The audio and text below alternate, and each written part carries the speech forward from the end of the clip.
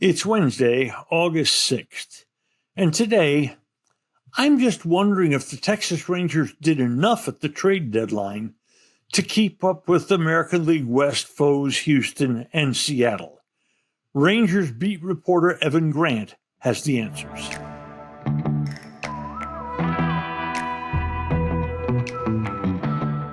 And now, a word from our title sponsor. Eyeing retirement? We aim to turn your nest egg into a paycheck with half the amount you've been led to believe. Fluent Financial combines in-house portfolio design risk management with income-generating investments designed to aid your financial independence. Our goal is to develop an effective portfolio strategy to help you retire sooner and have a better lifestyle. Fluent Financial can also implement a program that allows business owners to install a cash balance plan, which may potentially reduce income tax payments. You've worked hard to become successful. Let us help develop an effective portfolio strategy that works for you. Learn more today about Fluent Financial. Retire sooner, better lifestyle. For more information or to schedule a meeting, visit fluentfinancial.com or call 972-852-4800.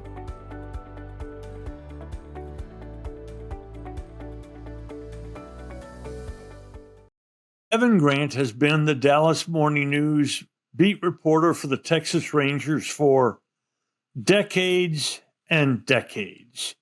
He's been repeatedly acclaimed as one of the best beat reporters in the country. And he's finally home now after a road trip, and the Rangers are currently in the midst of a series against the Yankees. Evan, first of all, thank you for your time. Thank you for your insight. No problem, Norm. It's always a pleasure to be with you.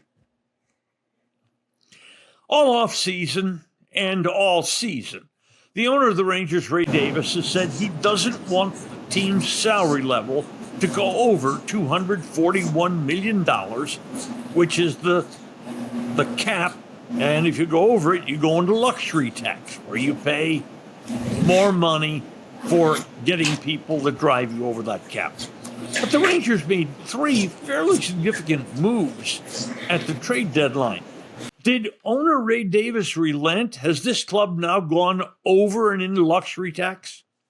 Well, it appears that it has, Norm. And listen, even though the Rangers' calculations show them going over, this is always a moving target because you won't get the final tallies until after the season because there are projections for players not currently in the major leagues who would have service time in the major leagues.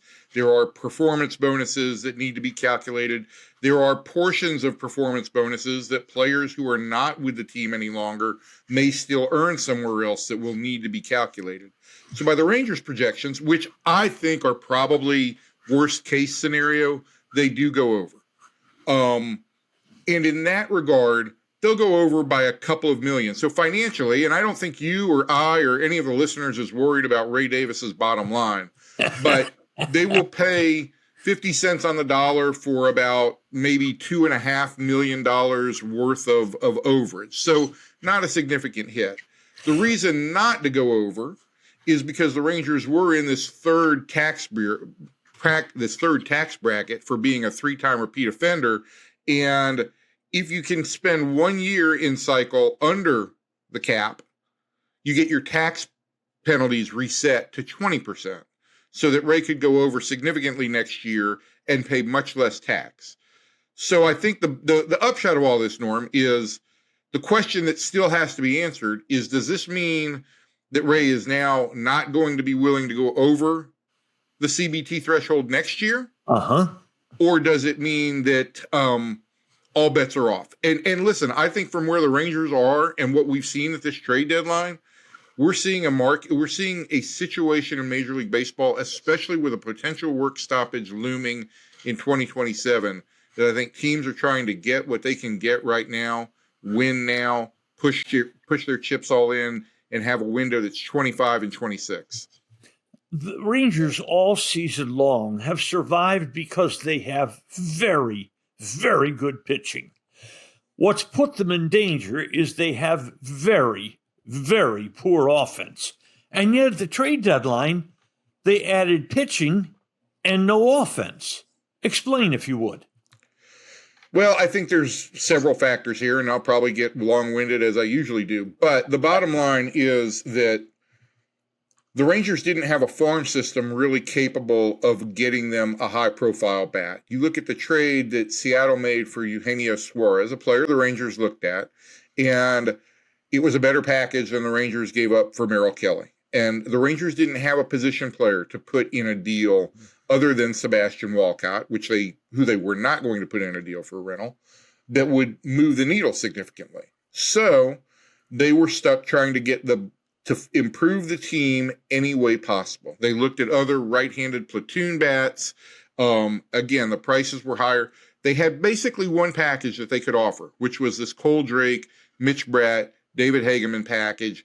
And I'm not sure they even wanted to include Hageman because they really have high expectations for him because he's come back really strong from Tommy John. But they had one bullet really that they could fire for a significant shot. And Merrill Kelly was the best guy out there. And so the Rangers approach, and listen, I've seen this happen with this team before, strengthen a strength or strengthen an area. If you can't strengthen something that you most directly need, find an area where you can make yourself better. And this is what this team has done. It's tried to make its rotation better and deeper and to prepare for some contingencies. It's gotten itself some fresh arms in the middle of the bullpen, and it's created an extra layer of depth. And so, yeah, they are going to rely on pitching and defense to carry them to the playoffs. This team didn't have much depth in the way of prospects anyway. It dealt away 6 pitching prospects in the various deals. Doesn't that leave this system really, really shallow in prospects, Evan? I would say there are 2 things I would say to that, Norm. Yes, I mean, they dealt away 5 of their top 30 prospects in these deals. And it was a shallow system overall, particularly on the position player side. But I do think what we have also seen is the other element of this is the Rangers have pitching that other organizations now want. They've promoted in the last 2 years, Jack Leiter and Kumar Rocker and Jake Latz, all to their rotation and their bullpen. They've got some starters in their top 30 that they protected, particularly for me, David Davalillo, who just went to Frisco, and Caden Scarborough, who is at Class A, 2 younger starters. They've got a whole host of guys who are injured and coming back from injuries in Winston Santos and Emiliano Teodo and Jose Corniel, who just came back. And they've got some other guys who are rehabbing right now in Isaac Tiger and Paul Bonzagni and eventually Alejandro Rosario. So they feel like they've got another layer of pitching depth to pull from. That is partly why this team went out and drafted a shortstop in the draft this past month, because they felt they needed more position player help in the organization. The thinking when they acquired Kelly was, who does he replace in the rotation? But, Evan, the Rangers are starting to tax some arms. Jacob deGrom is already higher in innings pitched this season than any year in the last 5 years. Rocker has already thrown more pitches this season than in any of the past 3 seasons. And Leiter is approaching the highest number of innings he's ever thrown since Vanderbilt. So does Kelly replace someone, or do the Rangers, to give their starters more rest, go with a 6-man rotation? Well, I've been pestering Bruce Bochy about a 6-man rotation here for about a month, and he's pretty much kind of sloughed it off each time. But he did yesterday say we could go to a 6-man if we wanted to drop a guy in here or there. And I do think that the Rangers are going to look at every way that they can protect these arms down the stretch without disrupting too much rhythm. And it's always a balancing act when you do something unusual. But they've got a number of off days. After they get through this stretch, they've got a significant number of off days. I think they basically average an off day a week, so they can get guys extra rest. You could potentially drop Kelly in or pull Leiter out or Rocker out for a start to skip them, give them a break, let them pitch out of the bullpen maybe once in between. If you want to skip Jacob deGrom for a start, even if you found a reason to put deGrom, and I know that would freak everybody out if the Rangers put him on the IL for a 15-day stint for arm fatigue. Not that he's showing any signs of that. Look, he averaged 97 miles an hour with the fastball in LA. There's nothing wrong with him. But if the Rangers found a way to get him some extra rest, whether it's with an IL stint or whether it's with some extra rest and just skipping a start, there are ways now that they can manage this rotation. And in a worst case scenario, if they did have a guy come down with an injury, now they've got depth and they don't have to pull from somebody like Cole Drake, who would have been, pretty much the first guy that they would have had to call up from the minor leagues. The Rangers bullpen pretty much stitched together on the fly this offseason has been, I think, really good considering what they're paying for it. But it's shown signs of wheezing a little bit the last few weeks. In Colomb and Matan, they've added 2 solid veteran relievers in the midst of good years. Yeah, absolutely, and I think that's another part of it, Norm. I'm as concerned about the workload for some of the relievers as I am for the starters. I think they've got 4 guys over 40 appearances already this year, and these are all veteran guys, and so that is something of a concern, and that is why you go out and you get more reinforcements. And listen, I was almost baiting Chris Young in the way that I asked the question on the press conference yesterday, but I expected him to say this very thing, that they decided that the best way they could make this team better was reinforcing what has been their strength. And they did that in both the rotation and in the bullpen. They gave themselves also the ability to not have to dip into questionably ready for the big leagues type pitchers in the minor league level. So I think that on that end, they did what they could do. They've tried everything they can with the offense to this point, and I don't think that there were – I went into the trading period thinking there weren't any real wholesale changes that they could make to the offense. This offense is going to be what it's going to be, and it's either going to get hot for a stretch or it's not. But I think what the Rangers did on both ends in the pitching staff is that they reinforced an area that has been their strength to keep it from wearing thin. Chris Young said yesterday that he has real faith in this offense. Does Evan Grant have real faith in this offense? Yeah, I don't know. I really don't. I've had faith that this offense was going to have a hot streak at some point in time, and they have hit better since the 1st of June, but they are still inconsistent. And listen, I do think that it's almost knee-jerky for me and for anybody from the outside to look at this team and see that they didn't score a run against Seattle and George Kirby last night in that game. George Kirby's allowed 1 earned run to the Rangers in his career. So this was the aberration. It's going to be interesting to see what this offense does the rest of this series against the Mariners. But there are some questions I have about this team. And they haven't demonstrated to me this year long-term consistency. And they haven't shown enough ability to construct multiple team-first at-bats. I do think they're doing a better job of that. I do think Brett Boone has had an impact there, but I still see some weaknesses in this offense. The question at the top of the episode that I used to tease your interview was if the Rangers had done enough at the trade deadline to keep up with the Astros and Seattle, each of whom was also very, very active at the trade deadline.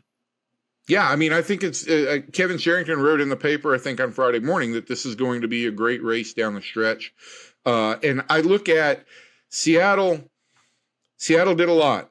Houston got Carlos Correa back to top off their stuff. And I also look at the Astros and I see a team almost on the opposite end of the spectrum from the Rangers. Like, I don't know how the Rangers have accomplished so little with what should be so much. I don't know how the Astros have accomplished what they've accomplished, missing the pieces that they've missed. And I do wonder if it's starting to catch up with them. And then I look at Seattle and I look at them like I do every year, and I wonder exactly who is this team. They are having an MVP season from Cal Raleigh. They do have one of the game's most electric players, Julio Rodriguez, who is having somewhat of a down year. And they do have this great starting rotation. And Andres Munoz at the back of the bullpen is just absolutely filthy. And yet here they were entering the first game of this series with the Rangers in a dead heat with a team that everybody in the big leagues feels like has underachieved. So I don't know what to make of the Mariners either. But I do think that all three of these teams were aggressive. I do think we're going to see an exciting race in August and September. And the question is going to be on the Rangers side, can their offense step it up a little bit? We have got to see better at-bats from Jock Peterson. That's a guy the Rangers were counting on to come back in the DH role and provide them some offense. He did walk for the first time since his return on Thursday night, but the at-bats have not looked good. You know, about the Astros for just a second. I think the fans should be aware that they picked up Correa. They picked up at least a platoon bat in Jesus Sanchez. They picked up a solid backup infielder in Ramon Urias. And they're about to get back starting shortstop Jeremy Pena at some point soon, middle of the lineup slugger Yordano Alvarez, and starting pitchers like Christian Javier and Jose Urquidy. The Astros could look very different in about 2 weeks than they look like now. They could.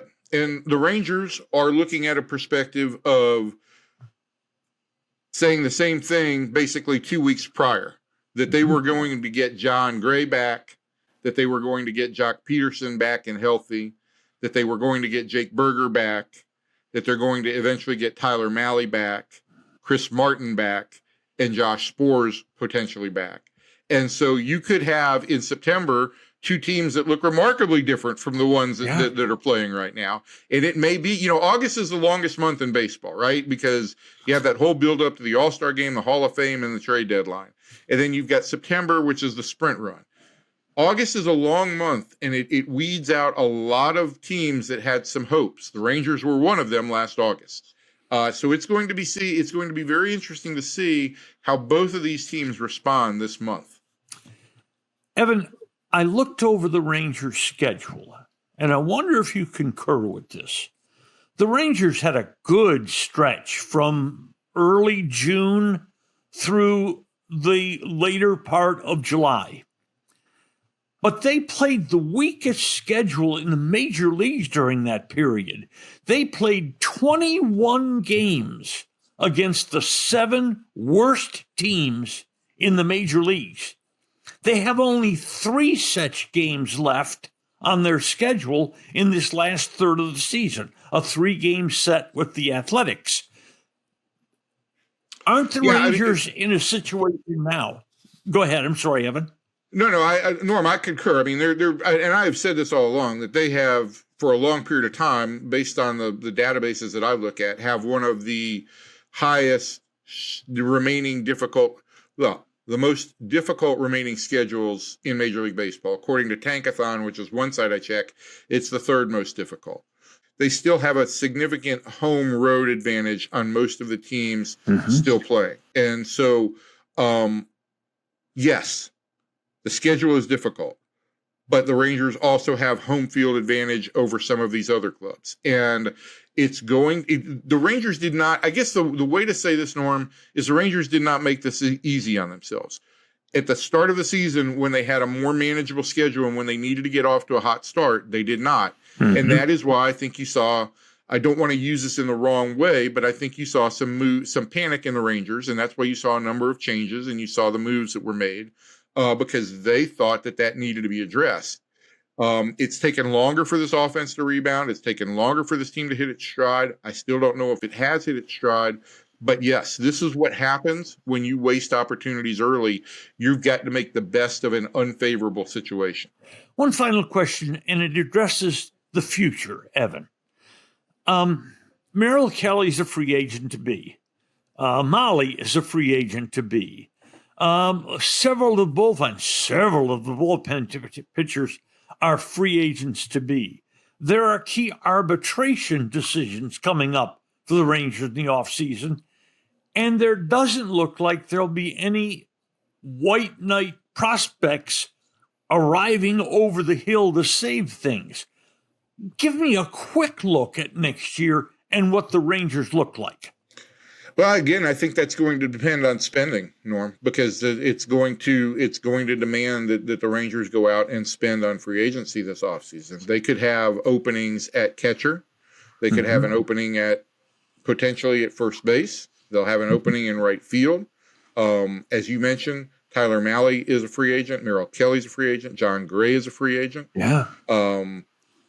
Pretty much the entire bullpen, the veterans in the bullpens are free agents. So there's going to be a lot of building to do. The flip side of all that is it will free up some money that this team can spend. Is it going to be enough to fill all those holes? I don't know. And that is why I think in part Chris Young said, I want to do everything I can to make this season the best it has to offer. And they did what they can do. The one potential white shining knight is Sebastian Walcott. And I don't know that he'll be ready at the start of next year. And I'm going to be interested to see what happens over the final couple of these last 2 months in the minor leagues. But I would like to see Sebastian Walcott play some in the outfield. And I would like to see if the Rangers feel like he's a capable outfielder who could then potentially give them an outfield next year of Wyatt Langford, Evan Carter, and Sebastian Walcott. Evan, I always love having you as a guest. I hope everything's well with your family and the pups. Thank you, and God bless you. Thank you, Norm. It's always great to talk ball with you. I appreciate it. That's Evan Grant. Football picks are next. What do you want from your favorite restaurant? Fantastic personal service? A cheery, welcoming, spotless atmosphere? And of course, great food, the primest of beef, wagyu and lamb, incredibly fresh seafood, lobster, salmon, shrimp, Hall of Fame food from a Hall of Fame restaurant. 2 locations of Bob's Steak and Chop House, the original Bob's on Lemon Avenue, and the gorgeous new Bob's at Craig Ranch, McKinney. Football season's here again. Should you enjoy wagering, I'm again offering my picks of the poll every weekend with college and pro season, beginning with college football's kickoff weekend, August 30th. And the picks are cheap. Just $175 for the picks every weekend through the Super Bowl. And as a bonus, you also get my selections on NCAA basketball tournament games in March. Our record last year, 129 football winners against 99 losers, and 19-11 for the basketball tournament. That's a total record of 148 and 110. If you were a $100 a game player, you showed a profit of $2,700. If you were a $200 player, that's $5,400, and so on. The picks get delivered directly to your email every Friday by around noon Central Time. Again, the cost, $175 for the entire season plus March Madness. Here's how you sign up and pay. Just go to the link that is embedded in this message. For those of you like me who don't have the foggiest idea on go to a link, just email me at norm1310@gmail.com. That's norm1310@gmail.com. And then my stepson, Zach, will get you all fixed up. Okay, let's sign up. Have another terrific season. And now a word from our title sponsor. Today's episode has been brought to you by Fluent Financial. Retire earlier, live better. And by Bob's Steak and Chop House on Lemon in Dallas and in Craig Ranch in McKinney. Bob's, a Dallas tradition for more than 30 years. If you've enjoyed Just Wondering, please hit follow, and a fresh new episode will land in your mailbox early every Monday, Wednesday, and Friday morning. Should you know a sports fan who might like our work, please share our contact information with that person. Just Wondering is technically directed by my wife Mary, who is also occasionally a talent on the show. It's produced by Mike Matern, edited and posted by Ashley Bullington. Thanks for listening to today's episode of Just Wondering. I'm Norm Hitzges, and know that every day I'll be just wondering about something. And I'm Mary Hitchkus, and I'll just be wondering too.